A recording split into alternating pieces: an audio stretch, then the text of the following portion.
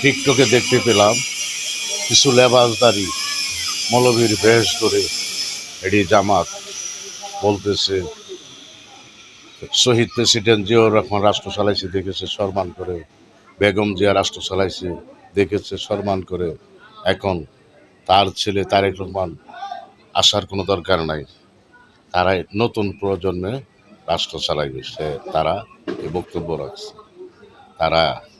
তারাই হলো রাজাকার, ৭১-এর রাজাকার, এই রাজাকারের পুতনাতি।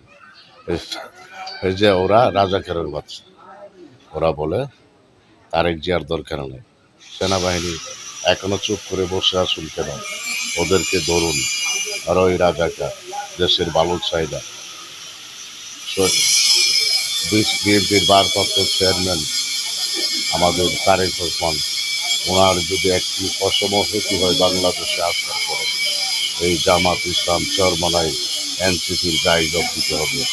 ওরা তারেক রহমানের ক্ষতি করার চেষ্টা করতেছে অনেক আগে থেকে। বাংলাদেশে এখনো তারেক রহমানের শত্রু রয়েছে, তারা হলো জামাত, চরমনাই, এনসিপি।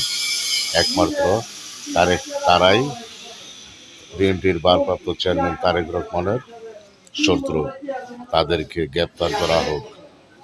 আর বাংলাদেশের জাতীয়তাবাদী দল বিএনপির যত নেতাকর্মী আছে যারা বলেছে যে তারেক রহমানের আর দরকার নাই, তাদেরকে আইনের হাতে তুলে দেন, অতি শীঘ্রই তুলে দেন। তারা তারেক রহমানকে মারার পরিকল্পনা করতেছে, তাই এসব ভাষণ দিচ্ছে।